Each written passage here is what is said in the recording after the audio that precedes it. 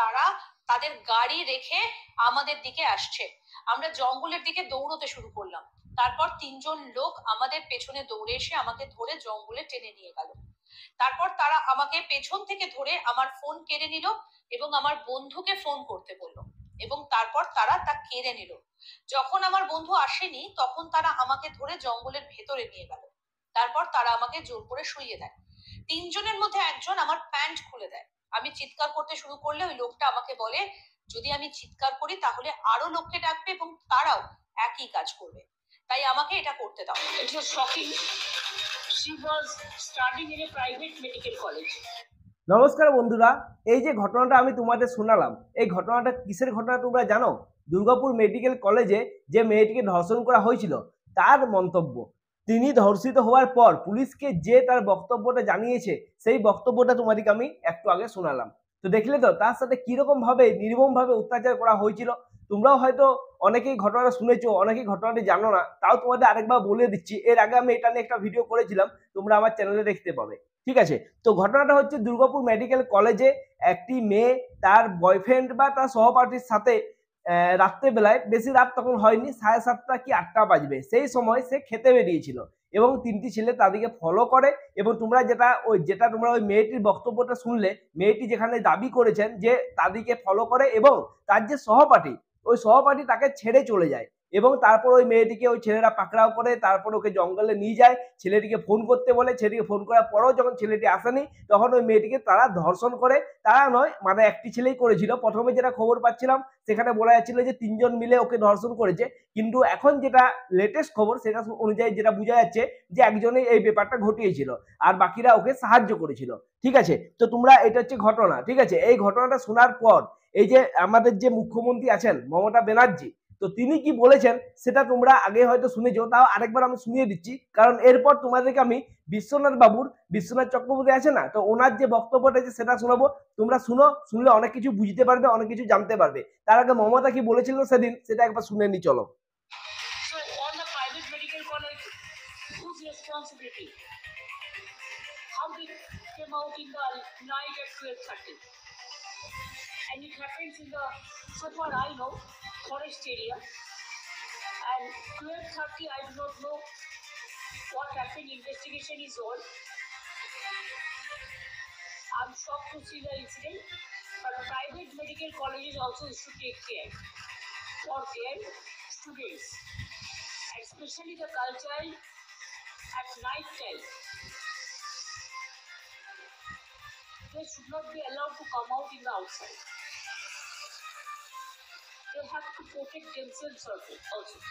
There is a forest area. So whatever I have received the prima facie report, and police is searching all the people, and nobody will be excused. Whoever is guilty, they will be punished strictly. She already arrested. Whatever the girls given the statement, as per her statement, it is already their arrested. আচ্ছা, তোমরা মমতা ব্যানার্জির বক্তব্যটা শুনেছিলে? সেদিন মমতা ব্যানার্জি বলেছিলেন যে এই ঘটনাটা ঘটেছিল রাত 12:30টার সময়, কিন্তু আদতে ঘটনা ঘটেছিল সন্ধ্যে থেকে 7:30 থেকে রাত 8টার মধ্যে। ঠিক আছে, সেই সময় তারা খেতে বেরিয়েছিল। তো এখানে মমতা ব্যানার্জি ভুল কথা বলেছেন যে 12:30টার সময় রাত্রি ঘটনা ঘটেছে। আসলে বিষয়টাকে লঘু করে দেখানোর চেষ্টা করছিলেন, কিন্তু সেটা তো আর টিকলো না। সবাই জেনেই গেল, সবাই বুঝতেই পেরে গেল, সেটা নিয়ে তাকে অনেক সমালোচিত হতে হয়েছিল। এবং এই ঘটনাটা নিয়ে এই যে বিশ্বনাথ বাবু, ইনি কিন্তু অনেক কথাই বলেছেন। তোমরা আগে বিশ্বনাথ বাবুর মন্তব্যটা শুনো, তারপর আমরা এটা নিয়ে আরো বিশ্লেষণ করব। এটা একেবারেই সত্যি রাজি নই একজন রাজ্যের মুখ্যমন্ত্রী হিসাবে, স্বরাষ্ট্রমন্ত্রী হিসাবে, যে মেয়েরা আপনারা যতটা পারবেন কম রাত্রেবেলা কাজ করবেন। আপনি এমন কোন আদেশ দিতে পারেন না যেখানে গার্জিয়ান সুলভ আপনি যতই দাবি করুন। আমরা মুখ্যমন্ত্রীর কাছে ল এন্ড অর্ডার শক্তভাবে নিয়ন্ত্রণ করুক, সেটাই চাই। মেয়েদেরকে আপনি মধ্যযুগে পাঠিয়ে দিবেন, মেয়েদের কাজ হলো, মানে মেয়েরা রাত্রেবেলা প্রয়োজনে বেরোতে পারবে না, মেয়েরা রাত্রি 12টার পরে কেন বেরোবে, প্রশ্নগুলো তুলবেন। এই প্রশ্নগুলো কিন্তু আপনার মুখ থেকে আমরা শুনতে চাই না। পরিষ্কার, আপনি রাজ্যের মুখ্যমন্ত্রী হিসাবে প্রতিটি মেয়ে নিরাপত্তা দেওয়ার দায়িত্ব আপনার। আপনি যে দৃষ্টিভঙ্গি নিচ্ছেন, আপনি তাহলে কিন্তু আপনার পথ ছাড়া উচিত। আপনি যে দৃষ্টিভঙ্গি নিচ্ছেন সেটা আমাদের আতঙ্কিত করে তুলছে। যেটা হলো আপনি বলছেন যে প্রাইভেট কলেজের নিরাপত্তা প্রাইভেট কলেজ দিবে। যদি তাই হয় তাহলে সরকারি কলেজ তো ছিল আরজিকর, ল কলেজটা তো সরকারি কলেজ ছিল। সেই ল কলেজে কিভাবে ধর্ষণ হয়েছে, আরজিকরে কিভাবে ধর্ষণ এবং গণহত্যা মানে হত্যা হয়েছে, রাজ্যের গার্জিয়ান হিসাবে প্রতিটি নারীর নিরাপত্তা নিশ্চিত করা তার দায়িত্ব। আচ্ছা, তোমরা শুনছো তো এই বিশ্বনাথ বাবুর বক্তব্যটা, তিনি কি ভুল বলছেন তোমরাই বলো। দেখো, মমতা ব্যানার্জি যেটা বলেছেন যে প্রাইভেট কলেজকে তাদের সিকিউরিটি বাড়াতে হবে, এই কথাটা সত্যি ঠিক, কিন্তু যে ঘটনাটা, সেই ঘটনাটা ঘটেছে কলেজ ক্যাম্পাসের বাইরে, ঠিক আছে, একটা জঙ্গলের কাছে। তো সেটা তো আর ওই প্রাইভেট কলেজের দায়িত্বের মধ্যে পড়ে না, এটা স্টেটকে সুরক্ষা দিতে হয়, রাজ্যকে সুরক্ষা দিতে হয়, পুলিশকে সুরক্ষা দিতে হয়। সেখানে মমতা ব্যানার্জি ব্যর্থ হয়েছেন, পুলিশ ব্যর্থ হয়েছে, সেটা আর কেউ অস্বীকার করতে পারবে না। না, তোমাদের কি এটা মনে হয় না? আর ইনি যেটা বললেন, কথাটা কি ভুল বললেন যে একজন মুখ্যমন্ত্রী হিসাবে তিনি এই কথাটা কিভাবে বলতে পারেন? এই কথাটা বলছে মানে তো এটাই প্রশ্ন হচ্ছে যে তিনি কার্যত স্বীকার করে নিচ্ছেন যে তাদের স্টেট বা তাদের পুলিশ, মমতা ব্যানার্জির পুলিশ সিকিউরিটি দিতে ব্যর্থ, মেয়েদেরকে সিকিউরিটি দিতে ব্যর্থ। হ্যাঁ, সত্যি ব্যর্থ, কারণ ব্যর্থ যদি না হতো তাহলে একের পর এক এরকম ঘটনা ঘটতে থাকতো না। আর শুধুমাত্র যে একটা ঘটনা তা তো নয়, মানে আমরা কত দেখেছি, বলে বলে গুমতি শেষ হয়ে যাবে, তাও ঘটনা শেষ হবে না। কি জন্য বলছি, আরজি কর তো দেখেছো, যেটা বিশ্বনাথ বাবু বলছেন, তোমরা তো শুনলে আরজি করে কি হয়েছিল। সেটা তো কলেজ ক্যাম্পাসের বাইরে থাকেনি, সেটা একটা সরকারি কলেজ, সরকারি হাসপাতাল, সেখানে ডিউটিতে থাকাকালীন সেই মেয়েটির সাথে এই ঘটনা ঘটেছিল এবং সেখানে মেয়েটিকে খুন পর্যন্ত করে দেওয়া হয়েছিল। তারপর যখন এটা নিয়ে অনেক কিছু নাড়াচাড়া হচ্ছিল, তখন কি হলো, সেই রাত্রেই সেই হাসপাতালের উপরে হামলা হয়েছিল। তোমরা সেই ঘটনাটা অবশ্যই জানো। সেই হাসপাতালের দেওয়াল ভেঙে দেওয়া হয়েছিল এবং অনেক মানুষ সেখানে ঢুকে গিয়েছিল এবং অনেক কিন্তু যে তথ্য প্রমাণ ছিল সেগুলো অবশ্যই নষ্ট করেছিল। কারণ সেইগুলো যদি নষ্ট না হতো তাহলে সিবিআই কিন্তু এতদিন সময় কাটতে লাগতো না। সিবিআই কিন্তু আরো অনেক কিছু খবর, অনেক কিছু তথ্য বার করতে পারতো বলে আমার মনে হয়। এরপর তোমাদেরকে বলি, তারপর ঘটেছিল কোসবার ঘটনাটা। কোসবার ঘটনা তোমরা শুনেছিলে তো? সেখানেও কিন্তু কলেজের মধ্যে ঘটনা ঘটেছিল, কিন্তু সেখানে যে ছেলেটির দোষী সাব্যস্ত হয়েছিল তারাও শুনছি এখন জামিন হয়ে গেছে। তাহলে বুঝতেই পারছো যে মানুষ ভয় করবে কেন? এই সমস্ত সমাজ বিরোধী মানুষ যারা আছে তারা ভয়টা করবে কোন কারণে? যদি তারা 2 মাস 3 মাস অন্তরে জামিন পেয়ে যায়, যদি তাদের যে সাজাটা সেরকম ভাবে যদি না হয়, তারা যদি চরম শাস্তি না পায়, তাদের মনে ভয়টা ঢুকবে কি জন্য? তাদের তো এটা স্পষ্টতই ধারণা যে কি হবে, বেশির চেয়ে বেশি 2-3 মাস জেলে খাটবো, তারপর আবার বেরিয়ে যাবো। বুঝতেই পারছো তো এই ঘটনা। আর এর আগে আমি একটা ভিডিও করেছিলাম, ইউটিউবের কারণে ভিডিওটা আমাকে ডিলিট করতে হলো, কিন্তু ওই ভিডিওটা আমি তোমাদের দেখিয়েছিলাম যে 4 জন মেয়ে ছেলে টোটোয় করে বাড়ি ফিরছিল পরীক্ষা দিয়ে পর কলেজ থেকে। তোমরা শুনেছিলে ভিডিওটা, যারা দেখেছো তারা হয়তো বুঝতে পারছো কোন ঘটনাটা বলছি। তো একটা ছেলে কি করছিল জানো, মুখে মাস্ক পরে বাইক চালাতে প্যান্টের চেন খুলে গোপনাঙ্গ দেখাচ্ছিল ওই মেয়েগুলিকে। তাহলে বুঝো মানে আমাদের রাজ্যের কি অবস্থা চলছে। তাহলে এরকম ধর্ষণ, খুন, এরকম ঘটনা ঘটানো স্বাভাবিক। এরকম যদি প্রকাশ্যে দিনের বেলা এরকম যদি কোনো ছেলে করতে পারে, তাহলে এই ঘটনা ঘটা কি অস্বাভাবিক ব্যাপার? তোমরাই বলো। দেখো, এরপর আমি আরো অনেক কিছু কথাই বলতে চাই, কিন্তু তার আগে তোমরা এনার পুরো বক্তব্যটা শুনো। দেখো, অনেক কিছু ভালো ভালো কথা ইনি বলেছেন। প্রত্যেকটা নারীকে নিয়ে আশ্বস্ত করবেন যে রাত্রে বেলাও তোমরা বেরাও। এটা মুখ্যমন্ত্রীর পরাজয়ের কথা। যে বাড়ি বাড়ি কি পুলিশ বসে থাকবে, তার মানে আপনি পরাজয় স্বীকার করে নিচ্ছেন যে বাড়ি বাড়ি বসে থাকতে পারবে না, ফলে তোমাদের কিন্তু এই পরিস্থিতির শিকার হতে হবে। কেন মুখ্যমন্ত্রী সেই মানে নিরাপত্তা আশ্বস্ত করতে পারছেন না? কেন পুলিশকে সেইভাবে তিনি তৈরি করতে পারছেন না?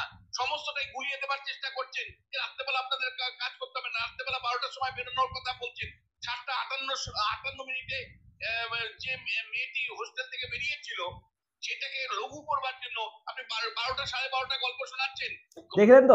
দেখলে তো তোমরা দেখলে তো, ইনিও বললেন যে মেয়েটি 7:30 সময় বেরিয়েছিল, এই ঘটনাটিকে লঘু করার জন্য মুখ্যমন্ত্রী সেখানে বললেন রাত 12:30 ঘটনা।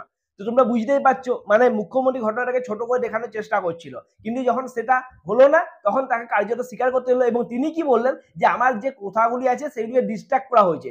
তার একটি কথা সেটা আমি সহমত যে প্রাইভেট কলেজকে সিকিউরিটি আরো বাড়াতে হবে, কিন্তু তা বলে তিনি যে তার সুরক্ষা দিতে ব্যর্থ, তার পুলিশ যে সুরক্ষা দিতে ব্যর্থ, সেই ঘটনাটাকে স্বীকার করে নেওয়া উচিত ছিল। দেখো, আমার এখানে একটা কথা মনে হয় যে এখানে মমতা ব্যানার্জি এটা বললেও পারতেন যে হ্যাঁ, একটা ঘটনা ঘটে গেছে, সেটা আমরা দেখছি, তদন্ত করছি, আর এটা আমরা চরম শাস্তির ব্যবস্থা করব। তিনি বললেন যে আমার ওই মেয়েটির প্রতি দুঃখ আছে, দুঃখ বেদনা প্রকাশ করলেন, সবাই ঠিক আছে, কিন্তু তিনি তো এটিও বলতে পারছেন। উল্টো তিনি কি বললেন যে মেয়েদেরকে রাত 12:30 এত রাত পর্যন্ত বেরোনো উচিত নয়, বা রাত্রে 8টার পর তাদেরকে যেন না বেরোয়। তো এই ঘটনাটা, এই কথাটা কি ঠিক? তোমরাই বলো। মন্ত্রী ধরেই নিয়েছেন যে যে আমি সংখ্যালঘু মুসলিম ভোটটাকে সঙ্গে নিয়ে বারবার জিতে আসছি, ফলে কিছু ধর্ষণ যদি হয়ও প্রশাসন ঠিক মতো নাও পরিচালিত হয়, তাতে আমার কিচ্ছু যায় আসে না। হ্যাঁ, এটাও কিন্তু ঠিক, এটাও ঠিক। তোমরা যদি এই যে কেসটা ঘটেছে, এই দুর্গাপুরের কেসটা যারা দোষী সাব্যস্ত হয়েছে সেই 5 জনের মধ্যে বেশিরভাগই তোমরা যদি ভালো করে খোঁজ নাও জানতে পারবে সবাই কিন্তু সংখ্যালঘু সম্প্রদায় থেকে আসে। ভালো করে খোঁজ নাও, অবশ্যই তোমরা এটা জানতে পারবে। এই জন্যই বলছি যে ইনি কিন্তু এই কথাটা ভুল বলেছেন বলে আমার মনে হয় না। সংখ্যালঘু ভোটটা যাতে হাতে থাকে, কারণ নির্বাচনটা সামনে, তার জন্য কি তিনি এটা করছেন? তোমরাই বলো, তোমরাই কমেন্ট করে জানাও। এই গার্জিয়ান আমরা চাই না, এই গার্জিয়ান আমরা চাই না। আমরা সেই গার্জিয়ান চাই যারা এই দুষ্টকে দমন করতে পারে, যারা মেয়েদের উপর নির্যাতনকে নির্যাতনকে পুলিশ প্রশাসনের মাধ্যমে একেবারে নির্মূল করতে পারে, যারা মেয়েদের নিরাপত্তাকে নিশ্চিত করতে পারে।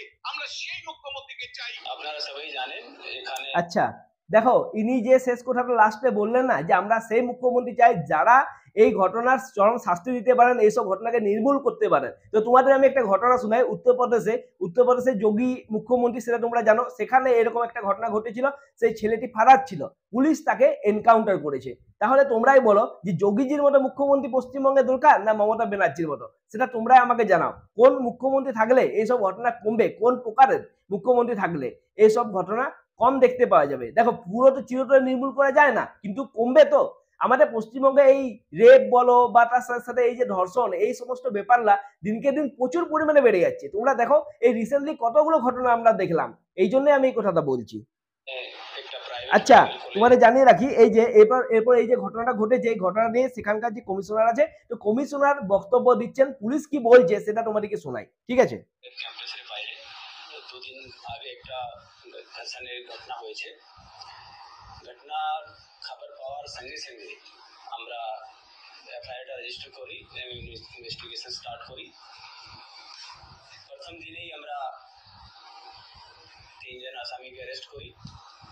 এখন অবধি আমরা 5 জন যারা ছিল অ্যাকিউজড পারসন, যারা প্লেস অফ অ্যাকুরেন্সের যাদের প্রেজেন্স পাওয়া গেছে, আমরা অ্যারেস্ট করে নিয়েছি।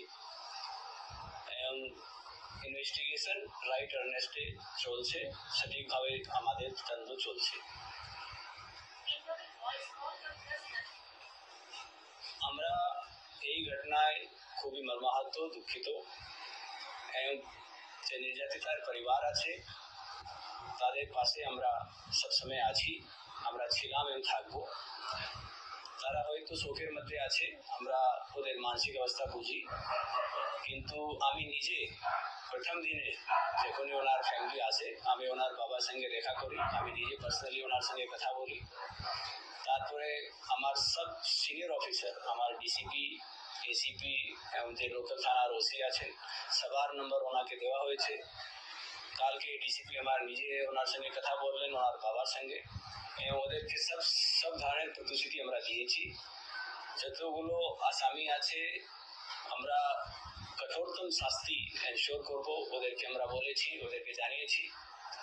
ওদের পার্সোনাল সেফটি অ্যান্ড সিকিউরিটির ব্যাপারে আমি নিজে ওনাকে বলেছি কি কোনো পার্সোনাল গার্ড ওনাকে লাগবে, উনি হয়তো কোনো কারণে নেননি। তারপরে ভিকটিম গার্লের সবসময় আমরা একটা lady officer and guard, personal guard ওখানে হসপিটালে দিয়ে রেখেছি। এবং আমরা আবার আপনাদের মাধ্যমে এটা ওদেরকে জানাতে চাই, আমরা সবসময় ওদের পাশে আছি। ওদের যা চাইবে, উনি চাইবেন, ওনারা চাইবেন, সেটা আমরা করব। এবং আমরা ওদের পাশে ছিলাম, আছি এবং থাকবো। তদন্ত একদম সঠিকভাবে এগোচ্ছে, আমরা ফুলি স্যাটিসফাইড আছি এবং আমরা আশ্বস্ত করছি ফ্যামিলিকে, ওনার প্যারেন্টসকে কি যারা দোষী আছে তাদের কঠোরতম শাস্তি আমরা এনশোর করবো। ভিকটিমের বন্ধু কি এখনো কি ডিটেইন রয়েছে? ওদের কি এখনো জিজ্ঞাসাবাদ? আমরা জিজ্ঞাসাবাদ করছি, যে কোনো দরকার হচ্ছে আমরা ওনাকে ডাকছি। আপনাদের হেফাজতে আছে না? না, কোঅপারেট করছে। আমি জানি তদন্তর ব্যাপারে, আমি আপনাদেরকে বললাম আমরা কালকে ব্রিফিং করবো।